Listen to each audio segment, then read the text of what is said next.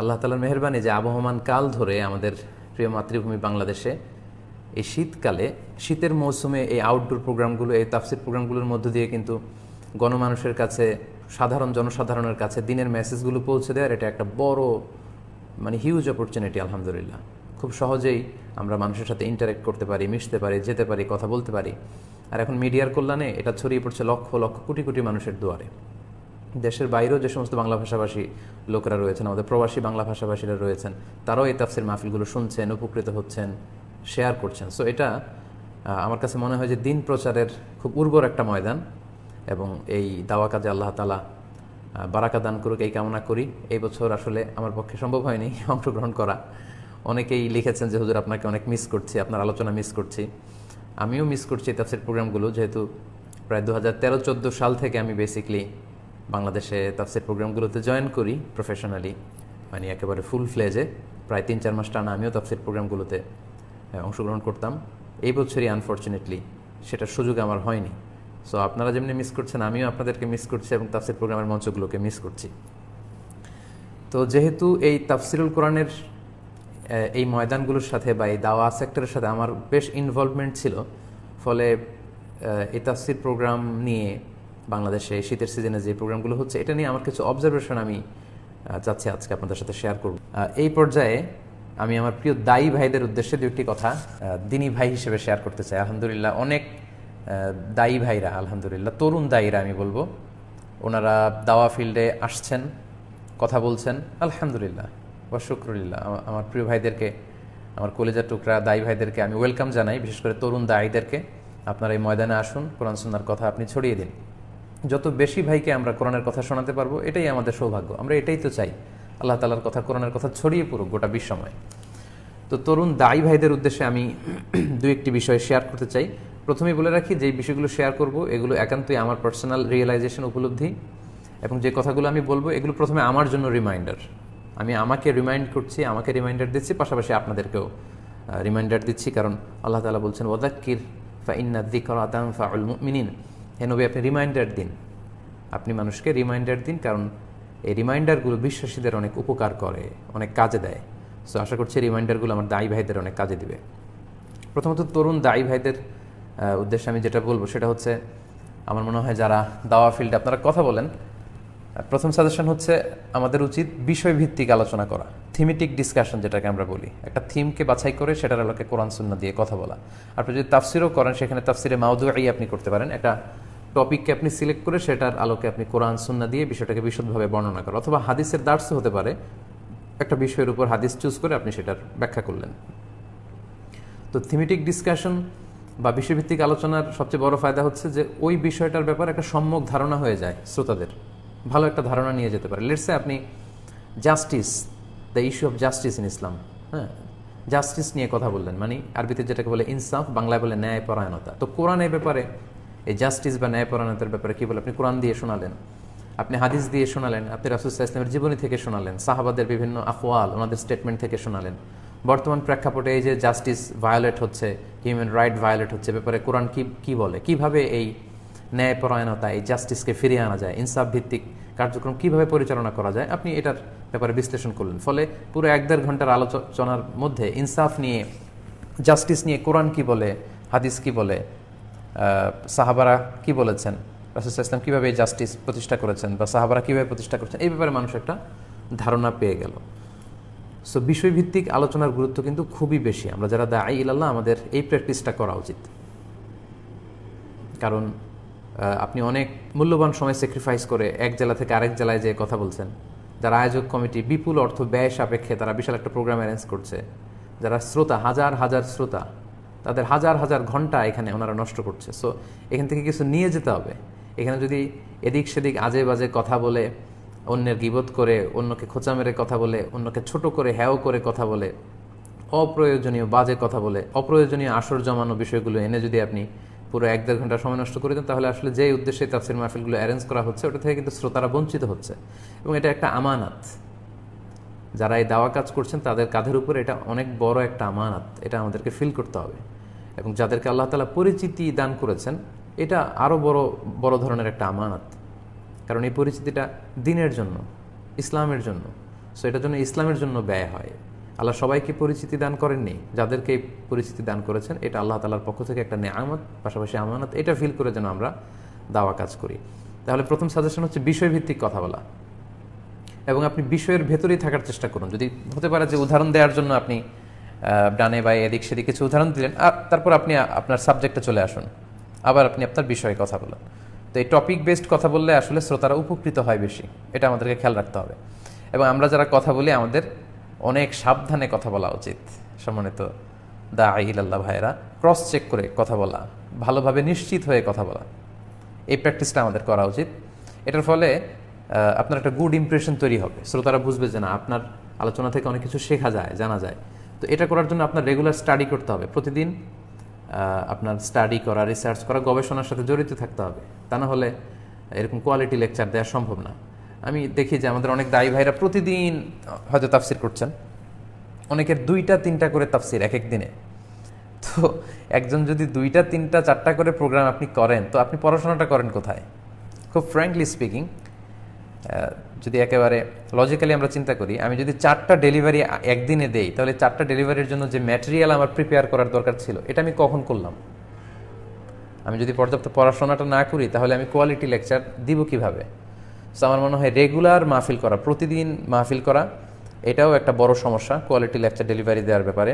So একটু gap দিয়ে দিয়ে তাফসির প্রোগ্রাম যদি আপনি করেন পড়াশোনা করে করে, তাহলে সেই কোয়ালিটি লেকচারগুলো আপনি দিতে পারবেন। অথবা যদি কারো এরকম প্ল্যান থাকে যে আমি 3-4 মাস দাওয়া কাজ করব, ডিসেম্বরের আগে 3-4 মাস আমি খুব ভালো করে স্টাডি করে, লেকচার শিট রেডি করে, ম্যাটেরিয়াল রেডি করে বা দার্স রেডি করে তারপরে সেগুলোর আলোকে করব, সেটাও হতে পারে।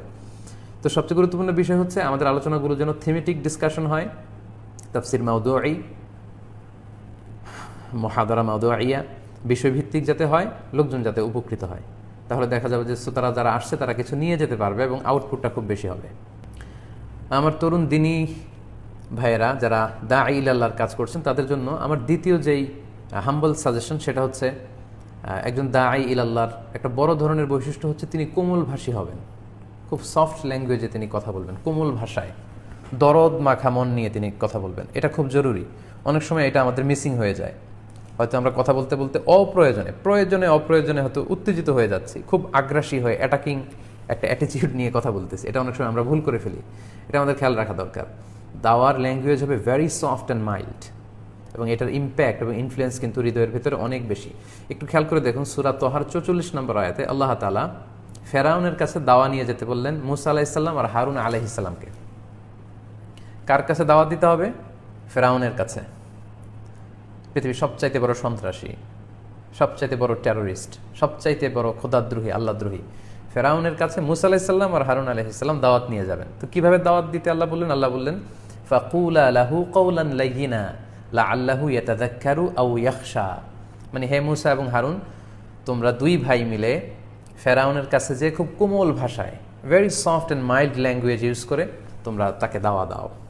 সফট ভাষায়, খুবই সফট, দরদ মাখা মন নিয়ে কোমল ভাষায় যে ফেরাউনকে দাওয়াত দাও। লাআল্লাহু ইয়াতাযাক্কারু আও ইয়াখশা, হতে পারে যে তোমাদের এই সফট ল্যাঙ্গুয়েজ শুনে, তোমাদের দরদ মাখা কথা শুনে সে হয়তো উপদেশ গ্রহণ করবে, হয়তো সে ফিরে আসতে পারে। আও ইয়াখশা, অথবা সে আমাকে ভয় করতে পারে। সম্মানিত প্রিয় ভাইয়েরা আমার, একটু খেয়াল করে দেখেন, ফেরাউনকে যখন দাওয়াত দিতে বলা হচ্ছে, আল্লাহ বলেছেন কুলা লাহু কাওলান লাইয়িনা, সফট ল্যাঙ্গুয়েজে কথা বলো, কোমল ভাষায়, যাতে ওদের হৃদয়ে পৌঁছে যায় কথাটা, যাতে টাচ করে। তো এখন আমাদের আশেপাশে যারা অন্যায় করছে, যাদেরকে আমরা অন্যায়কারী বলি, আমাদের দৃষ্টিতে যারা পাপাচারী, অনাচারী, তারা কি ফেরাউনের চাইতেও বড় অনাচারী? তারা কি ফেরাউনের চাইতেও বেশি পাপাচারী? তারা কি ফেরাউনের চাইতেও বেশি নিকৃষ্ট? ফেরাউন তো বলেছিল আনা রব্বুকুমুল আ'লা, আমি তোমাদের বড় রব। ফাহাশারা ফানাদা ফাকালা আনা রব্বুকুমুল আ'লা, সবাইকে জড়ো করে বলেছিল আমার চেয়ে বড় খোদা, আমার চেয়ে বড় রব আছে কেউ আমি জানিই না। সে আল্লাহর চেয়েও উপরের অবস্থানে, আল্লাহর চেয়েও সে বড়, এরকম দাম্ভিকতা সে দেখিয়েছে। এত বড় সন্ত্রাসীর কাছে, জালিমের কাছে দাওয়াত যখন দিতে বলা হলো, আল্লাহ বললেন ফাকুলা লাহু কাওলান লাইয়িনা, হে মুসা এবং হারুন, সফট ল্যাঙ্গুয়েজ ইউজ করো, মর্মস্পর্শী, হৃদয়স্পর্শী ভাষা দিয়ে তার সাথে কথা বলো, তাকে দাওয়াত দাও, দরদ মাখা হৃদয় নিয়ে দাওয়াত দাও। সো এটা অনেক সময় আমরা মিসিং করে ফেলি। আপনি যদি কাউকে শুধরাতে চান, আসলেই যদি আপনি কাউকে কারেকশন করতে চান, কারেক্ট করতে চান, সংশোধন করতে চান, শুধরাতে চান, তাকে সফট ভাষায় বলতে হবে। আপনি যদি তাকে হিট করে কথা বলেন, আগ্রাসী একটা অ্যাটিটিউডে যদি আপনি ফাইটিং অ্যাটিটিউডে যদি কথা বলেন, ডিরেক্টলি তাকে ইঙ্গিত করে যদি কথা বলেন, সে জীবনেও শুধরাবে না। এটাই হিউম্যান নেচার। মানুষকে কোমল ভাষায় যদি বলা যায়, দরদ দিয়ে যদি বলা যায়, তাহলে হয়তো সে শুনবে। অর্থাৎ একটা যারা ভুল করছে, যারা অন্যায় করছে, আমাদের দৃষ্টিতে যারা পাপাচারী, যারা ভুল করেছে, যারা সঠিক পথে নেই, তাদের জন্য একটা ভালোবাসা আমার হৃদয়ে থাকতে হবে। অর্থাৎ আমি যে তার শুভাকাঙ্ক্ষী, এটা তার ফিল করতে হবে। সেজন্য ফিল করে যে শুভাকাঙ্ক্ষী। আপনি যখন দাওয়া কাজ করতে যাবেন, আগে তাদের জন্য দোয়া করা উচিত। একটা টপিক নিয়ে যখন আপনি কথা বলবেন, আপনার অ্যাটিটিউডটা এমন থাকা উচিত আমাদের যে আল্লাহ, এই কথাটা আমার ভাইদের হৃদয়ে তুমি ঢুকিয়ে দিও। আপনার একটা দরদ থাকা দরকার। হায়রে আমার ভাইরা বুঝতেছে না, হায়রে লোকগুলো তো বিপদে চলে গেল, আহারে তারা তো শয়তানের ফাঁদে পা দিয়ে অন্ধকার পথে চলে গেল। তাদের জন্য একটা দরদ, একটা ভালোবাসা, তাদের জন্য একটা ফিলিংস নিয়ে আপনার এই দাওয়া কাজ করতে হবে। তো এটা আমরা অনেক সময় মিস করে ফেলি। এই কোমল ভাষায় দরদ মাখা মন নিয়ে দাওয়াটা যে পৌঁছাতে হয়, তার বিপরীতে আমরা প্রায়ই হয়তো উত্তেজনা ছড়িয়ে ফেলি,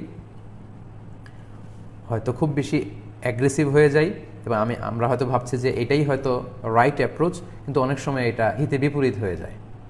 আমরা যদি রাসূল সাল্লাল্লাহু আলাইহি ওয়াসাল্লামের জীবনের দিকে তাকাই, তাহলে আমরা দেখব যে আল্লাহ তাআলা বলছেন, ফাবিমা রাহমাতিম মিনাল্লাহি লিনতা লাহুম। নবী হে, আল্লাহর রহমতে আপনি, আল্লাহর মেহেরবানিতে আপনি কোমল হৃদয়ের অধিকারী হয়েছেন। লিনতা লাহুম ওয়ালাউ কুনতা ফাদ্দান গালিযাল কলবি লানফাদ্দু মিন হাওলিক। আপনি যদি কর্কশ ভাষী হতেন, রূঢ় ভাষী হতেন, অ্যাগ্রেসিভ হতেন, আগ্রাসী মনোভাবের হতেন, আপনার থেকে লোকেরা ভেগে ভেগে পালিয়ে যেত। এই যে এখন আপনাকে দেখলে, আপনার কোমল হাসি দেখলে, আপনার দরদ মাখা কথা দেখলে যেমনি আপনার চারদিকে লোকজন ভিড়তে থাকে, এরকম ভিড়তো না, আপনাকে ছেড়ে সবাই পালাতো। সো এটা আমাদের খেয়াল রাখা দরকার। অনেকে বলে যে রাসূল সাল্লাল্লাহু আলাইহি ওয়াসাল্লাম তো ভাষণ দিতেন, গরম ভাষণ, চোখ লাল হয়ে যেত, গড় গড় করতেন, কণ্ঠ উঁচু হয়ে যেত। রাসূল সাল্লাল্লাহু আলাইহি ওয়াসাল্লামের সব ভাষণ এরকম ছিল না। যে ভাষণগুলো তেজস্বী জ্বালাময়ী ভাষণ দেওয়া দরকার ছিল, এগুলো রাসূল সাল্লাল্লাহু আলাইহি ওয়াসাল্লাম তেজস্বী ভাষণে দিতেন। কিন্তু রাসূল সাল্লাল্লাহু আলাইহি ওয়াসাল্লামের বেশিরভাগ কথা, রাসূল সাল্লাল্লাহু আলাইহি ওয়াসাল্লামের বেশিরভাগ দাওয়া অ্যাপ্রোচ ছিল কোমল দরদি একটা হৃদয় নিয়ে তিনি কথা বলতেন। সাহাবারা বলতেন ওয়াজিলাত মিনহাল কুলুব। রাসূল সাল্লাল্লাহু আলাইহি ওয়াসাল্লামের কথা শুনে আমাদের হৃদয় গলে যেত। যারাফাত মিনহাল উয়ুন, আমাদের চোখ দিয়ে দাঁড় দাঁড় করে পানি নামতো বিষ্ণু সাল্লাল্লাহু আলাইহি ওয়াসাল্লামের এই চমৎকার কথাগুলো শুনে। সো এটার জন্য আমরা খেয়াল রাখি, আমরা যদি কাউকে সংশোধনের নিয়তেই কথা বলি, আমরা যেন তাদের প্রতি আগ্রাসী না হয়ে উঠি, বরং একটা দরদ মাখা হৃদয় নিয়ে যেন আমি কথা বলি। রাসূল সাল্লাল্লাহু আলাইহি ওয়াসাল্লাম কীভাবে অন্যকে শুধরাতেন আমরা যদি খেয়াল করি, তাহলে দেখব যে কোনো সাহাবী ভুল করেছে, অন্যায় করেছে, এটা যখন রাসূল সাল্লাল্লাহু আলাইহি ওয়াসাল্লামের কাছে বিচার দেওয়া হতো, তিনি সাহাবাদেরকে ডাকতেন, ডেকে তিনি বলতেন, মা বালু আকওয়ামিন ইয়াফআলুনা কাযা ওয়া কাযা। অর্থাৎ তোমাদের কি হয়েছে, তোমাদের মধ্যে অনেকে নাকি এমন এমন করে। মা বালু আকওয়ামিন ইয়াকুলুনা কাযা ওয়া কাযা, তোমাদের কি হলো, তোমাদের অনেকে নাকি এমন এমন বলে, এটা তো ঠিক নয়, এটা তো মহা অন্যায়। এভাবে যখন তিনি বলতেন, তখন কে এমন এমন করে, কে এমন এমন বলে, সেই সাহাবীর কিন্তু টনক নড়ে উঠতো। উনি বুঝতেন, হায় রে, এই কাজটা আমি করেছি। তিনি নিজেকে শুধরে নিতেন। দেখেন, রাসূল সাল্লাল্লাহু আলাইহি ওয়াসাল্লামের সংশোধন করা, শুধরানোর নীতি ছিল, তিনি কাউকে নাম ধরে হিট করে মনে কষ্ট দিয়ে অ্যাগ্রেসিভ ওয়েতে শুধরাতে চাইতেন না। কি অন্যায় করেছে ওই অন্যায়টা তুলে ধরতেন, যেটা তো মহা অন্যায়। তোমাদের মধ্যে তোমাদের কি হলো, what happen to you, what's wrong with you, তোমাদের কি সমস্যা, তোমাদের অনেকে নাকি এমন এমন করে, এটা তো ঠিক নয়। সো এই কাজটা যে অন্যায়, এটা যে ঠিক নয়, এখান থেকে কীভাবে শুধরাতে হবে, এটা রাসূল সাল্লাল্লাহু আলাইহি ওয়াসাল্লাম বলতেন। কিন্তু তুমি এটা করেছো, তুমি খারাপ, তুমি মহা অন্যায়কারী, তুমি পাপী, তুমি অমুক তমুক, এগুলো রাসূল সাল্লাল্লাহু আলাইহি ওয়াসাল্লাম বলতেন না। তো কাউকে শুধরানোর নিয়ম হচ্ছে এটা। সো আমরা যেন এটা খেয়াল করি, আমরা যখন দাওয়া কাজ করব, আমরা যেন কোমল ভাষায় কোরআনে সেখানে দরদ মাখা একটা ভাব নিয়ে যেন কথা বলি, তাহলে দেখা যাবে আপনার শত্রু সেও আপনার বন্ধু হতে বাধ্য। আপনি যখন হৃদয় ভরা ভালোবাসা নিয়ে যখন আপনি মানুষকে দাওয়া দিবেন, মন থেকে যখন বলবেন, মানুষের মনে যেয়ে সেটা টাচ করবে। এবং আমাদের এটাই বেশি এখন দরকার, যে ইসলামের সৌন্দর্যগুলো যেন আমরা তুলে ধরতে পারি, মধ্যম পন্থার সৌন্দর্য। এভাবে ভারসাম্যপূর্ণ আলোচনা যদি করি, তাহলে নিঃসন্দেহে আমাদের এই দাওয়া কাজে আরও বেশি বারাকা হবে, আরও মানুষজন বেশি উপকৃত হবে, ইসলামের প্রতি মানুষ আরও বেশি আগ্রহী হয়ে উঠবে ইনশাআল্লাহ। এবং আমরা সমাজেও তো দেখি, যারা কোমল ভাষী তাদেরকে সবাই পছন্দ করে, যারা রূঢ় ভাষী, কর্কশ ভাষী, হ্যাঁ, শর্ট টেম্পার্ড, এদেরকে কেউ পছন্দ করে না। সো একজন দায়ীর অনেক গুরুত্বপূর্ণ একটা বৈশিষ্ট্য হচ্ছে যে ওনারা কোমল ভাষী হবেন। আচ্ছা, 3 নম্বর আরেকটা বিষয় শেয়ার করতে চাই, সেটা হচ্ছে, এটা আমরা অনেক সময় করে ফেলি, যে আমরা অন্যকে কাঠ গড়ায় দাঁড় করাতে খুব পছন্দ করি, মানে অন্যকে জাজ করি খুব বেশি। ও কাফের, ও বাতেল, ওনার এই সমস্যা, ও শেষ হয়ে গেল, ওই দল শেষ হয়ে গেল, ওই দলের এই সমস্যা, এই দলের এই সমস্যা, এরকম করতে করতে অন্যদেরকে কাঠগড়াতে দাঁড় করাতে আমরা খুব পছন্দ করি, কিন্তু দরকার ছিল নিজেকে কাঠগড়ায় দাঁড় করানো। আমরা উপদেশ দিতে পছন্দ করি, কিন্তু উপদেশটা আমি কতটুকু গ্রহণ করতে পারলাম ওইটা খেয়াল করি না। এটা কিন্তু খুব বেশি দরকার। দায়ীদের এই পজিশনটা খুবই পিচ্ছিল এবং স্পর্শকাতর, কারণ একজন দায়ী প্রতিদিন স্টেজে উঠে উঠে অনেক নীতিবাক্য আওড়ায়। আমরা অনেক নীতির কথা মানুষকে শোনাই যে এটা করুন, এমনভাবে করুন, আসুন সমাজ পরিবর্তন করি, আসুন সুন্দর হই। কিন্তু এই সুন্দর উপদেশ আসলে আমি ধারণ করতে পেরেছি কিনা, আমার আত্মোন্নয়ন কতটুকু হচ্ছে, এটা কিন্তু অনেক বড় একটা প্রশ্ন। এজন্য আমরা যারা দায়ী, আমরা যেন আমাদেরকেও কাঠগড়াতে দাঁড় করাই এবং আমরা যেন ভাবি যে আসলে এই যে নাসিহাত মানুষকে দিচ্ছি, এই নাসিহাতটা আমি নিজের মধ্যে কতটুকু ধারণ করতে পেরেছি, এটা কিন্তু খুব দরকার। প্রিয় ভাইরা, আমি আসলে হাজার হাজার মানুষ হয়ে গেল, আমাকে স্লোগান দিয়ে মানুষ বাহবা দিচ্ছে, আমার মন্ত্রমুগ্ধ করা আলোচনা শুনে মানুষ অবাক হচ্ছে, সারা রাত আমি এই আলোচনা করে আসলাম, কিন্তু এই চমৎকার কথাগুলো এগুলো আমি আসলে আমার জীবনে কতটুকু বাস্তবায়ন করতে পারছি বা করছি, এটা কিন্তু খুব দরকার। আমি মানুষকে আখিরাতমুখী হতে বলছি, কিন্তু আমি কতটুকু আখিরাতমুখী। আমি শেখাচ্ছি যে লেনদেনে স্বচ্ছ থাকাটা হচ্ছে ইসলাম। একজন দায়ী হিসেবে আমার লেনদেন কতটুকু স্বচ্ছ, কথা কাজে যদি মিল না থাকে, আমরা আলোচনায় বলছি যে এটা মুনাফিকের আলামত, আমার কথা এবং কাজে কতটুকু মিল। সো আমাদেরকে আমাদের নিজেদেরকেও কাঠগড়ায় একটু দাঁড় করানো উচিত। আমরা কতটা চারিত্রিক পরিচ্ছন্নতা অর্জন করছি, do I live a chaste life or decent life, এটা কিন্তু আমাদেরকে এগুলো প্রশ্ন করা উচিত। এবং এগুলো থেকেই মানুষ বেশি ইনফ্লুয়েসড হয়। আপনি কল্পনা করতে পারবেন না আপনার চলা বলা কথাতে মানুষ কত বেশি ইনফ্লুয়েসড হবে। আপনি যে আমরা ওরালি দাওয়া করছি, মৌখিকভাবে মানুষকে দাওয়াত দিচ্ছি, এটার চেয়ে বেশি ইনফ্লুয়েন্সিয়াল হচ্ছে যে আপনাকে দেখে মানুষ যেটা শিখবে ওইটা মানুষের মধ্যে ইম্প্যাক্ট পড়ে খুব বেশি। ওমর ফারুক রাদিয়াল্লাহু তাআলা আনহু উনি ওনার সাথীদেরকে প্রায় একটা কথা বলতেন যে কুনু দুআতান ইলাল্লাহি ওয়া আনতুম সামিতুন, তোমরা আল্লাহর রাস্তায় দাওয়াতি কাজে বের হয়ে যাও এমন অবস্থায় যে তোমরা চুপ, কোনো কথা বলবে না। ওনার সাহাবারা, ওনার সাথীরা বললেন, কিলা ওয়া কাইফা যালিক ইয়া আমিরুল মুমিনিন, হে আমিরুল মুমিনিন, এটা আবার কিভাবে সম্ভব? আমাদেরকে দাওয়াতি কাজ করতে বলেন, দাঈ ইলাল্লাহ হয়ে ময়দানে ছড়িয়ে পড়তে বললেন, আবার বললেন যে আমরা যেন চুপ থাকি। তো চুপ থাকলে দাওয়া কাজ করবো কিভাবে? ওমর ফারুক বললেন, বি আখলাকিকুম, তোমাদের আখলাক দিয়ে দাওয়াতি কাজ করবে। সুবহানাল্লাহ, তোমাদের আখলাক দিয়ে মানুষের হৃদয় জয় করবে। আপনার কথায়, আপনার আচরণে, আপনার লেনদেনে মানুষ শিখবে। আপনার আখলাক থেকে মানুষ যতটা বেশি ইনফ্লুয়েসড হবে, আপনার কথায় অত বেশি ইনফ্লুয়েসড হবে না। মানুষ যখন দেখবে যে আপনি সময় মতো নামাজটা পড়েন অ্যাজ এ দাঈ, যখন দেখবে যে আপনি যা বলেন তাই করেন, আপনি আত্মীয় স্বজনের সাথে সুসম্পর্ক রাখেন, আপনি ঘরে খুব রহম দিলের একজন মানুষ, আপনি কাউকে ঠকান না, আপনি সবার জন্য হৃদয়ে ভরা ভালোবাসা রাখেন, সবার কল্যাণ আপনি কামনা করেন। সো আপনার এই গুড অ্যাটিটিউডগুলো দেখে, আপনার আখলাকগুলো দেখে মানুষ শিখবে। এটাই আপনার দাওয়া, এটা সবচেয়ে পাওয়ারফুল দাওয়া এবং এটাই কিন্তু খুবই ইফেক্টিভ দাওয়া এবং নিজের এই আচরণ দিয়ে কিন্তু মেসেজ পৌঁছানো খুব বেশি সহজ। সো সম্মানিত ভাইয়েরা, আমরা নিজেদেরকেও যেন একটু মাঝে মাঝে আত্মসমালোচনা করি যে এই যে আমি দায়ী, আমাকে মানুষ নসিহত করতে বলে, উপদেশ দিতে বলে, মানুষকে কীভাবে ভালো করা যায়, কীভাবে সমাজটাকে সুন্দর করা যায়, মানুষকে সুন্দর হতে আমি বলি, কিন্তু আমি আসলে নিজেকে কতটা সুন্দর করতে পেরেছি, এই বিষয়গুলো কিন্তু আমাদের ভাবা দরকার একজন দায়ী হিসেবে। আমি কোরআনের কথা বলি, আমি কোরআনের ধারক বাহক, তাই বলে আমি কি নীতির ঊর্ধ্বে, আমি আইনের ঊর্ধ্বে, আমি কি নৈতিকতা, মোরাল ভ্যালিউজ এগুলোর ঊর্ধ্বে? না, সবার আগে এগুলো আসলে আমার মধ্যে অ্যাপ্লাই করা উচিত, যাতে করে আমি আমার নিজেকে সুন্দর করতে পারি। আমি যা বলি আমি যেন তা ধারণ করতে পারি, সবসময় নিজেকে রিমাইন্ডার দেয়া, সবসময় নিজেকে কাঠগড়ায় দাঁড় করিয়ে নিজের সাথে এই বোঝাপড়াটা সেরে নেয়া। আমার মনে হয় এভাবে আমরা নিজেদেরকে আরও সমৃদ্ধ করতে পারি। তরুণ দায়ী ভাইদের জন্য আরও কয়েকটা কথা বলবো, সেটা হচ্ছে আমরা যখন কথা বলবো আমার মনে হয় বাস্তবসম্মত কথাগুলো বলা উচিত, যেটা বাস্তবতার সাথে যায় না এরকম কথা বলে যেন আমরা লোকজনদেরকে বিভ্রান্ত না করি। আমি যে আয়াত দিয়ে আলোচনা শুরু করেছিলাম যে উদউ ইলা সাবিলি রাব্বিকা বিল হিকমা ওয়াল মাউইদাতিল হাসানা, হিকমা আর চমৎকার উপদেশের মাধ্যমে দাওয়াত দাও। এই হিকমাতটা কি? হিকমাত হচ্ছে নলেজের সাথে যখন কমন সেন্স যুক্ত হয় ওইটা হিকমাত। নলেজ হচ্ছে কোরআন সুন্নাহ, আর কমন সেন্স হচ্ছে আল্লাহ তাআলা আমাদের প্রত্যেককে যা দিয়ে দিয়েছেন, এটা হচ্ছে কমন সেন্স। তো এই কোরআন সুন্নাহর কথাগুলো আমরা কমন সেন্সের থ্রুতে আমরা বুঝে এবং কমন সেন্স দিয়ে যখন মানুষকে বুঝাবো, তখন এটা উইজডম, প্রজ্ঞা হিসেবে রূপ নেবে এবং তখনই সেটা মানুষের হৃদয়ে টাচ করবে। সো এই বাস্তবসম্মত কথা আমাদের বলা দরকার। আরেকটা বিষয় হচ্ছে টু দ্য পয়েন্টে কথা বলা, এটাও খুব জরুরি। আমরা দেখা যায় যে বিষয়ের ভেতরে আমরা থাকি না, এদিক সেদিক কথা খুব বেশি বলি। এটা অনুশীলনের বিষয়, প্রেসাইজ কথা বলা। আম্বিয়া আলাইহিমুসসালাম ওনাদের দাওয়াতে জিন্দিগি যদি আমরা দেখি যে ওনারা খুব প্রেসাইজ কথা বলতেন, অল্প কথা কিন্তু এটার ইম্প্যাক্ট ছিল খুব বেশি।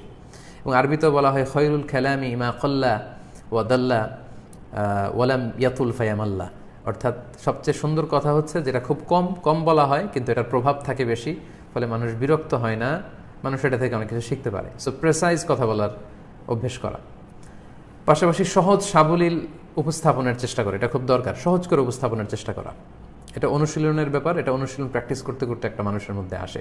সহজ করে কইতে আমায় কহজে, সহজ করে যায় না কওয়া সহজে। সহজ করে আসলে বলাটাও তো সহজ না, ওইটা অনুশীলন করতে হয়, প্র্যাকটিস করতে হয়। সো ইসলামের বাণীগুলো যখন আমরা প্রচার করব, কোরআন সুন্নাহর কথা যখন প্রচার করব, এটা যতটা সহজ, সিম্পল, ইজি অ্যান্ড স্মুথলি যেন আমরা এটা প্রচার করি। আল্লাহ রাসূল সাল্লাল্লাহু আলাইহি ওয়াসাল্লাম সবসময় বলতেন, ওনার সে আশা জাগা নিয়ে বাণী, ইয়াসসিরু ওয়ালা তুআসসিরু, বাশশিরু ওয়ালা তুনাফফিরু, তোমরা সহজ করো, কঠিন করো না। সুসংবাদ দাও মানুষকে, দিন থেকে ভাগিও না, ভয় দেখিও না। আমরা ভয় দেখাই বেশি, কঠিন করি বেশি, আমরা যেন সহজ করি। এবং সূরা হাজে আল্লাহ তাআলা বলেছেন, ওমা জাআলা আলাইকুম ফিদ-দীনি মিন হারাজ, এই ধর্মে, ইসলামে আমি কোনো কাঠিন্যতা রাখিনি, জটিলতা রাখিনি। কাঠিন্যতা, জটিলতা এগুলো আসলে আমরা তৈরি করি। ইসলাম আমাদের জন্য কোনো জিনিস জটিল করে উপস্থাপন করেনি। তরুণ দায়ীদের উদ্দেশ্যে সর্বশেষ যে কথাটা, সেটা হচ্ছে আমাদের যুবক ভাইরা গত কয়েক বছর আমরা দেখেছি যে তাফসির প্রোগ্রামে খুব বেশি আসে। মানে যারা শ্রোতা তাদের মধ্যে যুবক শ্রেণী অনেক বেশি, তো এটা অনেক আশাব্যঞ্জক একটা দিক। তো সেক্ষেত্রে যুবকদেরকে উদ্দেশ্য করে যদি দায়ীরা কথা বলেন, তখন সমাজে এই পরিবর্তনটা খুব চোখে পড়ার মতো হবে। মানে তরুণরা, যুবকরা সমাজে কী কী ক্রাইসিস ফেস করছে সেটা অ্যাড্রেস করা আলোচনাগুলোতে। যেমন বেকারত্ব তাদের একটা বড় সমস্যা, কর্মসংস্থান নিয়ে তাদের সমস্যা থাকে। অনেক যুবকরা মানে পর্ণাসক্তিতে আছে, কেউ মাদকাসক্ত, কেউ পর্ণাসক্ত, কেউ টাইমলি ম্যারেজ নিয়ে চ্যালেঞ্জ ফেস করছে, ইউনিভার্সিটিতে ঢুকে অনেক রিলেশনশিপে জড়ায় যাচ্ছে। এই যে তাদের নানা ধরনের সামাজিক, ব্যক্তিগত জীবনে উঠতি বয়সে তরুণদের যে সমস্যা, এই সমস্যাগুলোর সমাধান কোরআন সুন্নাহর আলোকে কীভাবে দেওয়া যায়, এই কথাগুলো যদি আমরা মাঠে ময়দানে বেশি বেশি বলি, তাহলে আমাদের এই ইয়াং সোসাইটি, আমাদের তরুণ সমাজ, তারা পথ হারা হবে না, বরং তারা ইসলামের প্রতি আরও বেশি আগ্রহী হবে। এই ছোটোখাটো কয়েকটি বিষয় আমার মাথায় এসেছিল, আমি ভাবলাম যে আমার কলেজার টুকরা তরুণ দায়ী ভাইদের উদ্দেশ্যে একটু শেয়ার করি, যাতে করে এটা আমার জন্য একটু রিমাইন্ডার হয় এবং আমার ভাইদের জন্য রিমাইন্ডার হয়। এবার আমি কিছু সমস্যা নিয়ে, কিছু সমস্যা আমার চোখে ধরা পড়েছে, আমি ফিল করছি যে এগুলো আপনাদের সাথে শেয়ার করা উচিত। বর্তমানে দায়ীদের মাঝে পরিলক্ষিত কিছু সমস্যা, আমি এখানে জেনারেলাইজ করছি না, সব দায়ীদেরকে আমি এক পাল্লায় মাপছি না। অনেক ভালো ভালো দায়ী আছেন যারা আইডিয়াল দায়ী, আদর্শ দায়ী। আমি নিজে তাদেরকে ফলো করি, তাদের কাছ থেকে অনেক কিছু শিখি, তাদের আলোচনা শুনি। আমি জেনারেলাইজ করে সবাইকে এক পাল্লায় আনছি না, কিন্তু আমার কাছে কেমন যেন মনে হচ্ছে এই সমস্যাগুলো বর্তমানে দাওয়া অঙ্গনে প্রকট হারে দেখা দিচ্ছে। এক নম্বর যেটা আমার কাছে ফিল হয়েছে, সরি টু সে, সেটা হচ্ছে অনেক দায়ী ভাইদের মধ্যে আমার মনে হচ্ছে যে ভাইরাল হওয়ার একটা মানসিকতা এটা দেখা যাচ্ছে নানাভাবে। এটা আমরা দেখতে পাচ্ছি যে কী করে ভাইরাল হওয়া যায়, কী করে পপুলার হওয়া যায়, এটা নিয়ে একটা অসুস্থ প্রতিযোগিতা শুরু হয়েছে আমাদের অনেকের মধ্যে। সো এই অভ্যাসটা আমাদেরকে পরিহার করতে হবে, কারণ ভাইরাল যদি হতে চাই আমরা, আসলে আল্লাহর কাছে ভাইরাল হওয়া উচিত। পপুলার যদি হতে চাই, আল্লাহর কাছে পপুলার হওয়া উচিত। পৃথিবীতে এই জমিনে অনেক বিখ্যাত লোক আছে, আসমানে তারা অখ্যাত, আর এই জমিনে অনেক অখ্যাত লোক আছে যারা আসমানে বিখ্যাত। সো আমরা যেন আসমানে বিখ্যাত হতে পারি। আল্লাহ তাআলার কাছে আমি কতটুকু পপুলার, আল্লাহ তাআলার কাছে আমি কতটুকু মুকাররাব, পছন্দনীয়, that should be hour concern. তাহলে এই দাওয়া কাজ থেকে বারাকা হবে, এটার ইনপুটটা মানুষের হৃদয়ে টাচ করবে। কিন্তু যখন আমি শুধু ভাইরাল হতে চাচ্ছি, পপুলার হতে চাচ্ছি, এটা কিন্তু আমার ইখলাসকে একেবারে নষ্ট করে দিচ্ছে। সো এটা আমার এবং আপনাদের সকলের প্রতি রিমাইন্ডার, আমরা যেন শয়তানের ফাঁদে পা না দিই, আমরা যেন এই অসুস্থ প্রতিযোগিতা থেকে নিজেদেরকে বাঁচিয়ে রাখতে পারি। আরেকটি সমস্যা দেখা দিচ্ছে, সেটা হচ্ছে অনেকের মধ্যে এই মানসিকতা যে কত বেশি আমার ভিউ হলো, আমার কত বেশি ভিউ হলো, কত লাইক হলো, কত ফলোয়ার হলো, আমার মাহফিলে কত লোক হলো। এই যে সংখ্যা দিয়ে সফলতাকে জাজ করা, এটাও একটা অসুস্থ প্রতিযোগিতা। সংখ্যা দিয়ে কখনোই ইসলামে সফলতা, সাকসেস, আল্লাহর নৈকট্য প্রাপ্তি, আল্লাহ সন্তুষ্টি, এগুলো বিবেচিত কখনোই হয় না। হ্যাঁ, আমাদের কারো মাহফিলে অনেক লোক এসেছে, লক্ষ লোক এসেছে, আলহামদুলিল্লাহ, লক্ষ মানুষের কাছে আমি কথা পৌঁছাতে পেরেছি, দ্যাটস ইট, এতটুকুই। আল্লাহ শুকরিয়া করার বিষয়। কিন্তু কত ভিউ হলো, কি করে ভিউ বাড়ানো যায়, কি করে এটা করা যায়, এরকম অস্থিরতা, একটা নেশার মতো টেন্ডেন্সি যদি আমাদের মধ্যে কাজ করে, তাহলে আমাদের সওয়াবগুলো, আমাদের আখিরাতের এই আজরগুলো কিন্তু নষ্ট হয়ে যাবে। সাময়িক এই দুনিয়ার এই ফ্যান্টাসির জন্য যেন আমরা আমাদের আখিরাতের আজরগুলো নষ্ট না করি। দায়ীদের জন্য সর্বশেষ কথা হচ্ছে, ভেরি সরি টু সে, আমি সাধারণত এই বিষয়টা নিয়ে কথা বলতে খুবই বিব্রত বোধ করি, অস্বস্তি বোধ করি, এবং এইসব বিষয় নিয়ে আমি সাধারণত কথা বলি না, এগুলো আমার কমফোর্ট জোনের বাইরে। কিন্তু ইদানিং প্রায় এগুলো শুনছি বিভিন্ন জায়গায়, এবং যেটা খুব খারাপ একটা অবস্থা ধারণ করছে সেটা হচ্ছে দাঈ আল্লাহ হিসেবে যারা তাফসিরের ময়দানগুলোতে যান, তাদেরকে আলোচনা শেষে তাদেরকে অনারিয়াম দেওয়া হয়, সম্মানী দেওয়া হয়। আলহামদুলিল্লাহ, এটা জায়েজ, এবং আমরা সবসময় উৎসাহিত করি যারা অর্গানাইজিং কমিটি তারা যাতে আলেম ওলামাদেরকে সম্মান করে, একটা দীর্ঘ পথ পাড়ি দিয়ে ওনারা ওনাদের সময় স্যাক্রিফাইস করে, এনার্জি স্যাক্রিফাইস করে একটা প্রোগ্রামে লেকচার দিতে এসেছেন। সো এটা খুবই স্বাভাবিক যে তাদেরকে একটা অনারিয়াম এখানে করতে হয়, একটা সম্মানই দিতে হয়, এবং আলহামদুলিল্লাহ বাংলাদেশের লোকজন বা অর্গানাইজিং কমিটির ভাইয়েরা অনেক সম্মান করে আলেমদেরকে। তো এটা কোনো প্রোগ্রামে হয়তো অনারিয়াম বেশি হতে পারে, কম হতে পারে, এটা আল্লাহ বারাকা দিয়ে দিবেন, চেক অ্যান্ড ব্যালেন্স হয়ে যায়। কিন্তু এটাকে একটা দর কষাকষির পর্যায়ে নিয়ে যাওয়া, এটা নিয়ে ঝগড়ার পর্যায়ে যাওয়া, গরুর বাজারের মতো দর কষাকষি করা, আস্তাগফিরুল্লাহ, এই মানসিকতা যদি আমরা বিল্ড আপ করি তাহলে কিন্তু আমাদের সব শেষ, দুনিয়াও শেষ, আখিরাতও শেষ। আমার মাকসাদ, কোনো দাঈর মাকসাদ যদি হয় এই শুধু এই হাদিয়া, এই সম্মানী বা অনারিয়াম, তাহলে তার দুনিয়াও শেষ, আখিরাতও শেষ। সো এই জায়গাটাতে যেন আমরা ভুল না করে ফেলি, এটাকে একটা দর কষাকষির জায়গায়, একটা বিশ্রী অবস্থা যেন আমরা না নেই। আলহামদুলিল্লাহ আলেমদেরকে লোকজন অনেক সম্মান করে, এই যে সম্মানীটা আসে এটার উপরে আমার মনে হয় সন্তুষ্ট থাকা উচিত, এটা দর কষাকষির পর্যায়ে নেওয়া উচিত না। সর্বশেষে যারা অর্গানাইজিং কমিটি তাদের উদ্দেশ্যে দু একটা কথা বলে আমি আমার আলোচনা শেষ করবো ইনশাআল্লাহ। শুরুতে আমি বলেছি যে শীতের সিজনে আমরা যে তাফসির প্রোগ্রামগুলো হয় বাংলাদেশে দাওয়া কাজকে বেগবান করার জন্য বা কোরআনের দাওয়াকে পৌঁছে দেওয়ার জন্য, এটা অনেক বড় একটা মাধ্যম আলহামদুলিল্লাহ। এবং এই তাফসির মাহফিলের মাধ্যমে অনেক বিশাল খেদমত হচ্ছে বাংলাদেশের জমিনে, এবং এই ময়দানটা খুবই উর্বর একটা ময়দান আলহামদুলিল্লাহ। সো এই মহান কাজের সাথে যে সমস্ত অর্গানাইজিং কমিটি জড়িত, আপনারাও এই মহান কাজের গর্বিত অংশীদার, আপনারাও সৌভাগ্যবান। বিভিন্ন মাদ্রাসার উদ্যোগে তাফসির প্রোগ্রামগুলো হয়, অনেক মসজিদের উদ্যোগে, অনেক যুব সমাজের উদ্যোগে, অনেক ইসলামী কাফেলা বা সমাজ কল্যাণ পরিষদের উদ্যোগে তাফসির প্রোগ্রামগুলো হয়।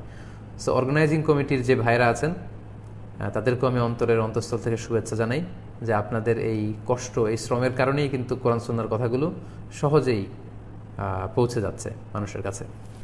দাঈ আল্লাহ ভাইদের ব্যাপারে যে অবজারভেশনগুলো শেয়ার করলাম, তার পাশাপাশি যারা মাহফিলের অর্গানাইজিং কমিটি তাদের কাছেও আমি কয়েকটি ব্যাপার একটু শেয়ার করতে চাই।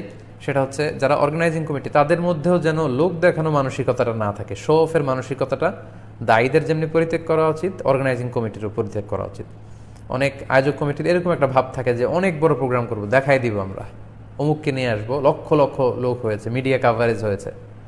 তো এরকম লোক দেখানো মানসিকতাটা আসলে ঠিক না, কারণ আমাদের উদ্দেশ্য হচ্ছে কোরআনের বাণীকে প্রচার করা, আল্লাহর দ্বীনকে প্রচার করা এবং আল্লাহ তাআলার সন্তুষ্টি অর্জন, এটাই হচ্ছে আমাদের লক্ষ্য এবং উদ্দেশ্য। ফলে আমাদের মধ্যে যেন এই টেন্ডেন্সি না আসে যে আমরা দেখাই দিব, পুরো এলাকা আমরা গরম করে দিব, সারা বাংলাদেশকে আমরা দেখাই দিলাম, ওই প্রোগ্রামের চেয়ে বড় প্রোগ্রাম হয়েছে, ওইটার চেয়েও লোক বেশি হয়েছে, এইরকম টেন্ডেন্সি যেন আমাদের না থাকে।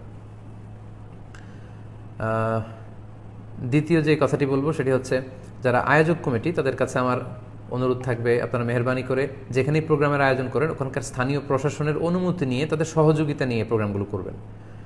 কারণ একটা প্রোগ্রাম যে কোনো এলাকায় করতেই হবে এটা যে ফরজ ওয়াজিব এমন কিছু না, কিন্তু যদি প্রশাসনের অনুমতি ছাড়া যদি আপনারা প্রোগ্রামের অ্যারেঞ্জ করে ফেলেন, সেখানে প্রশাসন এসে যদি বাধা দেয়, বিশৃঙ্খলা সৃষ্টি হয়, সেটার ইম্প্যাক্টটা কিন্তু অনেক বড়।